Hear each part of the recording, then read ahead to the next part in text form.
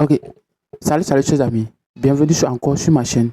Si tu es nouveau, la meilleure des choses, abonne-toi, assure-toi de t'abonner, partage la vidéo, commenter. La meilleure des choses, la première des choses à faire, il faut Le commenter. Gabon, J'ai besoin la de ton avis. Guinée-Bissau, Tu as écouté ça le avec Libéria, Donaton. la Mauritanie et le Sénégal. Des pays très dynamiques avec des terres de grande valeur, des minerais précieux, des gisements de pétrole et des gens merveilleux. Mon gouvernement s'engage à renforcer nos liens d'amitié en Afrique par des efforts en matière de développement économique qui bénéficient à la fois aux États-Unis et aux pays africains. Alors, c'est lorsque Donald Trump avait reçu les chefs d'État africains à New York, à la Maison Blanche, et c'était pour lui, les pays africains ont des ressources. Et pour qualifier ces pays, pour pouvoir qualifier, avoir accès à ces ressources, il nous qualifie des gens bien, des gens bons. Et il faudra que l'administration, les Américains signent des accords de partenariat gagnant-gagnant avec ces pays. Et ce que revient pour Donald Trump, et ce qui vient de se passer au Venezuela, sans autant le savoir, si les États-Unis, sous Donald Trump, signent un accord avec un pays, ou bien Donald Trump se rappelle d'un accord avec un État quelconque, et que cet État avait dénigré ses accords avec les États-Unis, Donald Trump peut baser sur ça et rappeler et faire même la même chose et le même coup d'État comme il a fait au Venezuela. Pour Donald Trump, c'est un businessman, c'est un homme d'affaires et il faut des intérêts pour l'Amérique. Les Américains d'abord, l'intérêt américain d'abord. Et quand ils vont signer l'accord, donc on ne peut jamais signer des accords avec en deux partenariats et on aura les mêmes bénéfices. Quel qu'en soit, une partie va bénéficier plus que l'autre. C'est ce que vous ne savez pas dans les accords. Et c'est pour ces accords, c'est pour cela que les pays africains sont restés dans ces genres. Et des pays africains qui sont divisés, qui n'arrivent pas à s'entendre pour ensemble exploiter nos ressources. Seule l'Afrique seule peut même utiliser ces ressources sans exploiter parce qu'on a une population de plus de... bientôt, l'Afrique atteindra les 30 et les 3 milliards, les 2 milliards quelque chose.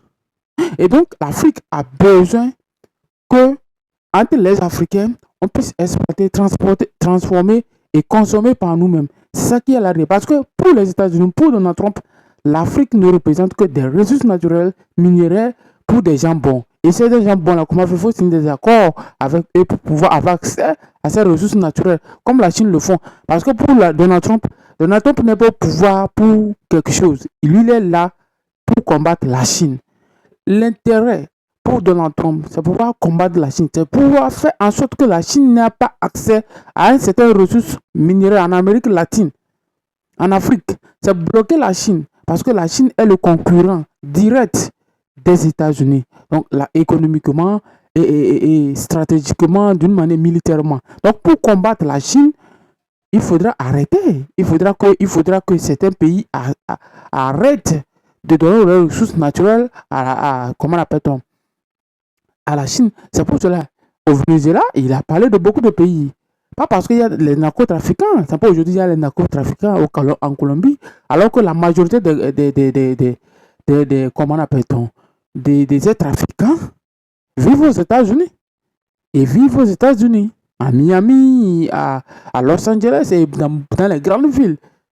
Et qu'autant même Donald Trump. Donc, pour eux, l'intérêt, c'est leur intérêt ou rien. Donc, pour ne pas confondre, signer des accords et l'intérêt américain, il faut comprendre ce que Donald Trump vient de dire. Il vient d'expliquer aux pays africains, mais ils ne comprennent pas. Parce que pour les Américains, l'intérêt principal, c'est de pouvoir avoir accès à la même mise sur le pétrole. C'est pour cela, les gens typiques au Niger, ils avaient dit au président, l'ancien président de l'année 2000, comment appelle-t-on? C'est pas Mamadi Tandja, c'est pas lui. Il y a un président là, Mamadi Tandja, je pense, que les Américains l'avaient dit de garder son pétrole en réserve pour les Américains et non pour les Nigériens. C'est la question, c'est la plus stupide que je dois comprendre. Donc pour les Américains, si vous n'exploitez pas, attendez que nous finissions avec d'autres pays, on viendra encore piller pour vous. C'est pour ça que les Américains, ils ont le pétrole, ils ont les gisements d'or, ils ont des grands gisements, mais ils n'exploitent pas. Pourquoi? Parce qu'ils veulent piller le reste du monde. C'est pour ça que je dis, les empires, c'est leur rôle. C'est de pouvoir piller les autres pays pour exister. C'est de pouvoir combattre les autres parce qu'ils ont besoin des ressources en quantité et en abondance pour pouvoir évoluer, pour pouvoir exister. C'est ça un empire. parce que c'est pas une petite entité, c'est une grande entité. Il a besoin de ressources, il a besoin de la main-d'œuvre aussi. Donc, pour pouvoir arriver à sa fin, il faudra des conflits pour pouvoir conquérir les autres terres du monde, pour pouvoir exploiter ces ressources naturelles. C'est ça. Et pour pouvoir avoir accès au marché aussi.